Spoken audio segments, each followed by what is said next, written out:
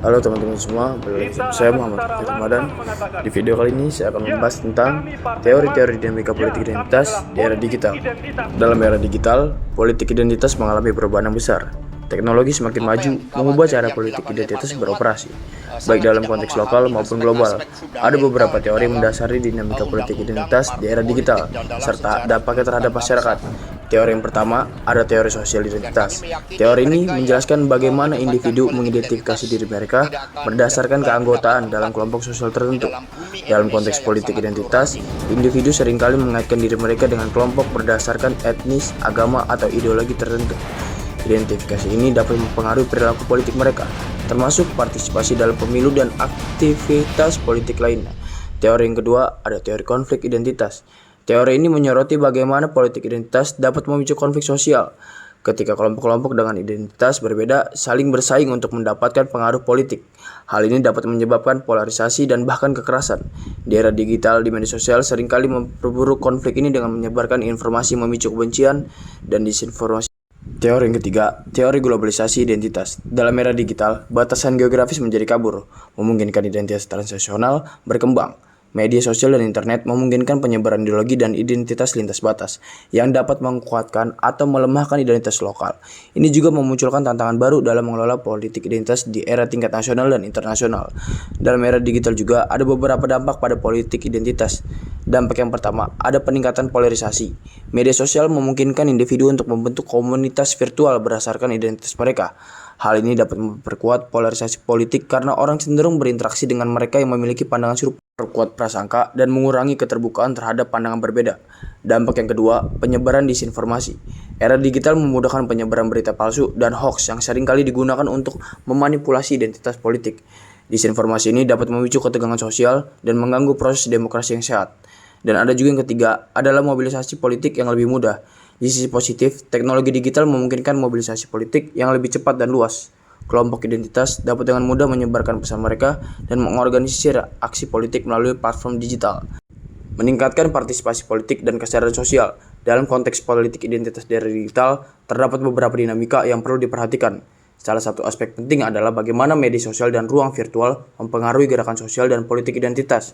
Media sosial telah menjadi alat yang sangat berpengaruh dan mengorganisir dan memobilisasi gerakan sosial. Platform seperti Twitter dan Facebook memungkinkan individu untuk terhubung dengan orang-orang yang memiliki pandangan serupa, berbagi informasi, dan mengorganisir aksi dengan cepat.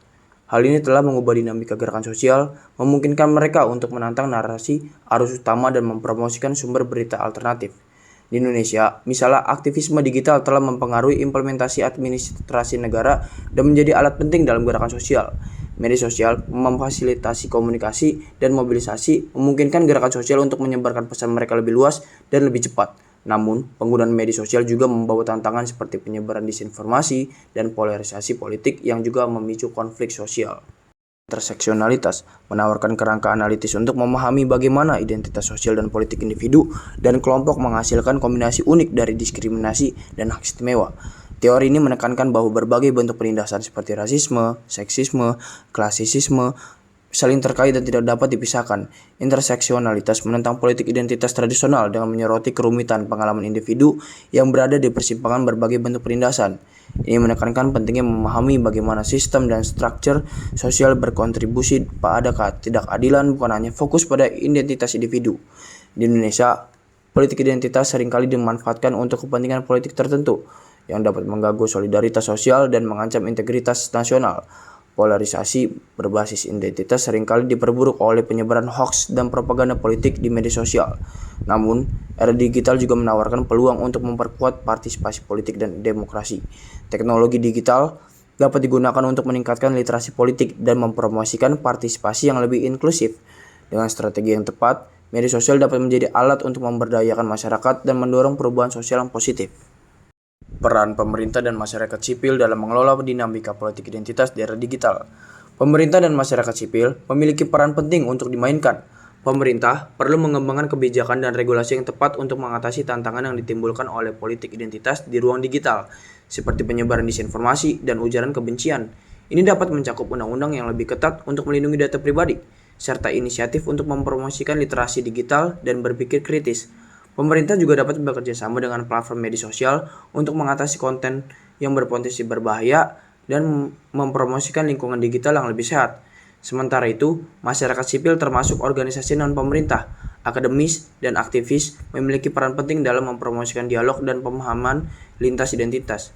Mereka dapat menggunakan platform digital untuk menyebarkan narasi alternatif yang mempromosikan inklusi dan solidaritas, serta mengorganisir inisiatif masyarakat untuk mengatasi polarisasi dan diskriminasi. Pendidikan dan literasi digital. Pendidikan memainkan peran kunci dalam membentuk cara generasi muda terlibat dengan politik identitas di era digital.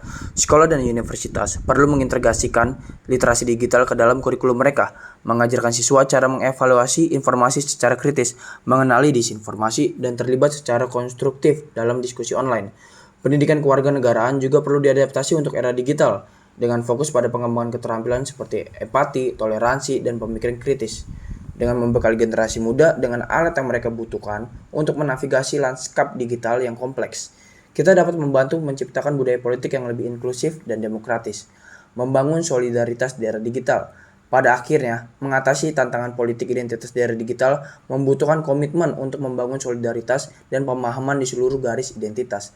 Teknologi digital dapat digunakan untuk mempromosikan dialog dan pertukaran ide lintas komunitas, serta untuk mengorganisir aksi kolektif untuk perubahan sosial. Ini membutuhkan upaya sadar diri individu dan kelompok untuk terlibat satu sama lain dengan rasa hormat dan empati. Bahkan ketika ada perbedaan pendapat, dengan merangkul potensi teknologi digital untuk menghubungkan kita, sambil tetap waspada terhadap bahayanya, kita dapat bekerja menuju masa depan di mana politik identitas menjadi sumber kekuatan dan persatuan, bukan perpecahan.